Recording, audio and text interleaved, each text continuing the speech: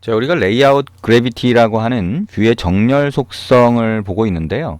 여기 이제 오른쪽의 프로퍼티즈에서 첫 번째 이 버튼을 선택을 하고요. 오른쪽의 프로퍼티즈 속성에서 보면 이렇게 내리다 보면 레이아웃 그래비티 말고 그래비티라고 하는 게 있어요. 그래비티. 그래서 이걸 눌러보면 똑같습니다. 얘도. 근데 이건 뭘 하는 거냐? 일단 여기 이제 화면에서요. 자, 첫 번째 버튼을 선택을 하고 여기 이제 핸들이 보이죠. 이렇게. 자, 핸들이 보이면 핸들을 끌어당겨서 자, 버튼의 크기를 한번 조정해 볼게요. 자, 그러면 버튼의 크기가 이렇게 늘어난 걸 볼 수가 있죠. 그래서 버튼의 크기가 늘어난 경우에는 지금 딱 보니까 시작이라고 하는 글자가 있을 공간이 되게 많아지네요. 그죠? 그래서 이 상태에서 자, gravity라고 하는 속성을 만약에 left를 선택을 하면 자, 여기 왼쪽 위로 가서 붙습니다. 그 다음에 요것만 선택하는 게 아니라 center vertical이라고 하는 거 선택을 하면 요렇게 가서 붙죠. 그리고 아래에 텍스트 탭을 눌러보면 자, 텍스트 탭을 눌러보면 gravity가 추가가 됐어요. layout gravity가 아니라 layout gravity도 있네요. 그죠? 자, 이거는 left 세로줄 center vertical 자, 두 개의 속성을 한꺼번에 적용할 때 세로줄을 사용을 합니다. 자, 그럼 다시 와서 보면 이건 뭘 하는 거예요? 자, 이 뷰가 있으면 뷰 안에 들어있는 글자, 즉 내용물의 정렬을 얘기합니다. 자, 아까 우리가 레이아웃 그래비티라고 하는 건 뭐예요? 이 뷰가 있으면 뷰 자체의 정렬이에요. 뭐에 대해서? 뷰를 담고 있는 부모 레이아웃에서 여유 공간이 있으면 그 공간 안에서의 정렬을 얘기하는 거고요. 지금 그래비티라고 하는 거는 레이아웃이라고 하는 단어가 빠졌죠. 그죠? 레이아웃 밑줄이 빠졌으니까 그냥 단순 그래비티는 뷰 안에, 뷰 내부의 정렬을 얘기하게 됩니다. 자, 그래서 레이아웃 밑줄 긋고 그래비티와 그냥 그래비티가 다르다라고 하는 거는 어디도 적용이 되냐면 자, 여러분이 이제 이 얘기했죠? 이 뷰라고 하는 이 테두리선이 있으면 테두리선의 바깥쪽을 뭐라고 한다 그랬어요? 마진이라고 한다 그랬죠. 근데 테두리의 바깥쪽은 뷰와 레이아웃 또는 다른 뷰와의 관계를 얘기를 하게 돼요. 그래서 이거는 레이아웃 마진이라고 합니다. 레이아웃 밑줄이 붙었죠. 그죠? 그래서 여기 위에 가면 레이아웃 마진이 있어요. 그래서 레이아웃 마진이라고 하는 거의 값을 여러분이 지정을 할 수가 있습니다. 자, 여기 자, 레이아웃 마진이라고 하는 게 뭐야? 자, 이걸 눌러보면 되죠. 레이아웃 마진을 자, 여기 50dp라고 주면요. 엔터 치면 자, 첫 번째 버튼에 자, 상하 좌우에 바깥쪽에 여유 공간을 만들어 버리는 거예요. 근데 위쪽과 아래쪽이 좀 다를 수 있고 이렇게 되는 거죠. 그죠? 그러니까 이거를 자, 똑같이 사실은 준 거예요. 레이아웃 마진을. 근데 이 상태에서 이걸 넣지 않고 자, 여기 보면 마진 탑이라고 하는 게 있죠. 그럼 위쪽만 주겠다는 거예요. 여기다가 위쪽만 50dp 주면 위쪽만 이렇게 떨어지게 되죠. 자, 이렇게 뷰가 다른 뷰 또는 다른 부모 레이아웃 간의 거리 이걸 얘기하는 거니까 뷰가 어떻게 떨어져 있는지를 얘기하는 거죠. 그래서 레이아웃 밑줄이 붙은 거고요. 그것 말고 이 안에 있는 이 글자가 이 내용물이죠. 이 버튼 안에 글자가 경계선으로부터 얼마나 떨어졌는지를 결정하는 거는 그냥 패딩이에요. 레이아웃 밑줄이 안 붙었죠.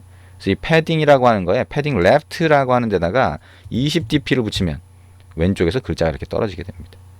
좀 덜 떨어졌나요? 네, 30dp. 자, 그럼 이 정도까지 떨어지게 만들 수가 있습니다. 근데 우리가 지금 이제 글자를 보고 있는데 글자가 너무 작다. 아유, 이 버튼에 비해서 글자가 너무 작네. 그러면 일단 밑으로 쭉 내려오다 보면 텍스트로 시작하는 속성이 있어요. 그 중에 텍스트 사이즈라고 하는 게 있죠. 텍스트의 크기를 얘기합니다. 자, 이거를 30dp 이렇게 붙이면 얘기한 것처럼 이제 dp 단위가 글자 크기는 sp 단위를 쓰는 걸 권장을 합니다. 근데 sp를 쓰시거나 또는 dp를 써도 상관은 없어요. 그래서 크기가 약간 다를 수는 있지만 어쨌든 그거는 이 dp나 sp는요 여러분이 정확한 숫자를 정해놓고 해도 되지만 일반적인 앱을 개발을 할 때는 실제 앱을 개발을 할 때도 전체적인 화면의 비율을 보고 맞추는 경우도 많이 있거든요. 그래서 이렇게 붙일 수가 있습니다. 그리고 이 글자의 색깔이라든가 색상이죠. 그 다음에 그게 이제 텍스트 컬러입니다. 또는 이 글자의 배경색을 지정을 할 수가 있습니다. 자, 글자 색만 한번 바꿔볼까요? 이 텍스트 컬러라고 하는 속성에 보면 실제 컬러 값을 지정할 수 있어요. 그래서 자, 여기에 그러니까 샵을 붙이고 16진수로 이렇게 값을 지정할 수 있는데 좀 더 쉽게 할 수 있는 건 여기 땡땡땡 버튼 있죠. 땡땡땡 버튼을 클릭을 하면 자, 이런 대화 상자가 뜹니다.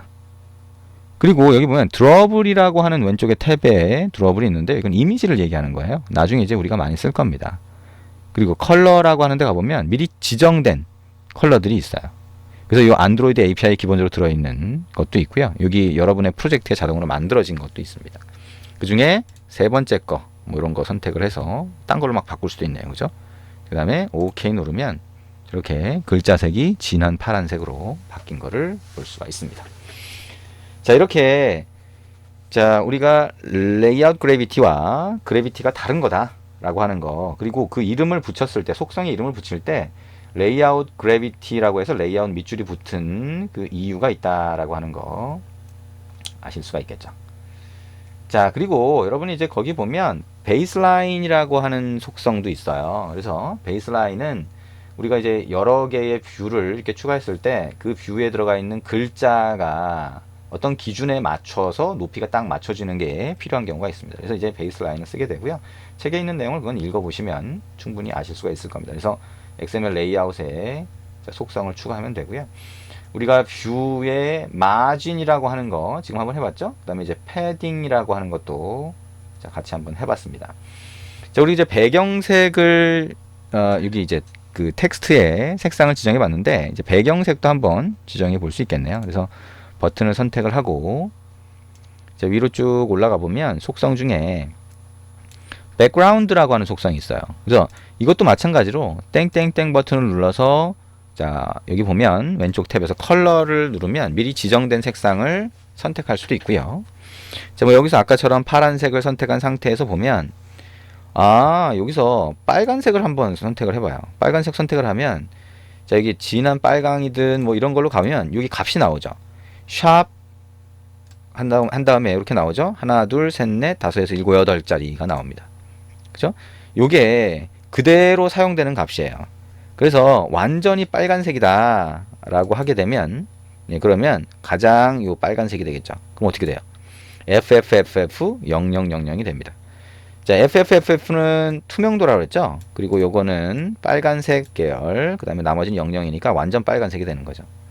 자, 그러면 이 16진수 값을 잘 모른다라고 하면 이거 그대로 복사합니다. 선택하고 컨트롤 C, 그 다음에 캔슬 누르고요. 자, 여기에 백그라운드 속성을 가는 거죠. 백그라운드 속성에 가서 여기다가 샵을 붙이고요. 컨트롤 V에서 붙여넣기 합니다. 엔터를 치면 어떻게 돼요? 빨간색이 되죠. 자, 이렇게 색상을 지정할 수 있다라고 하는 거 생각을 하시면 됩니다. 자, 그리고 우리가 이제 그 책에 보시면 자, 이렇게 여기 XML 레이아웃이라고 하는 게 실제로는 이제 XML 파일이죠. 파일인 거를 우리가 안드로이드 스튜디오에서 이 디자인 탭에서 디자이너 도구가 미리 보기를 이렇게 다 만들어서 보여주는 거예요. 그래서 여기서 편집을 할 수도 있고 저장을 할 수도 있고 이렇게 제공을 해주게 됩니다. 자, 그리고 그거를 만약에 XML 파일을 별도로 또 만들고 싶다라고 하면 왼쪽에 프로젝트 창을 열고 app res 밑에 레이아웃에 가보면 거기가 XML 레이아웃 파일이 저장되는 공간이에요. 실제 이 파일이 만들어져 있다는 거죠. 그래서 이 저장되는 공간에 가서 자, activity main.xml 말고 다른 걸 만들 수 있어요. 자, 요거 선택하고 오른쪽 마우스 버튼 눌러서 new라고 하고 자, 레이아웃 리소스 파일이라고 하는 메뉴 있어요. 자, 이걸 클릭하면 새로운 XML 레이아웃 파일을 만들 수가 있습니다. 자, 여기다가 자, weight.xml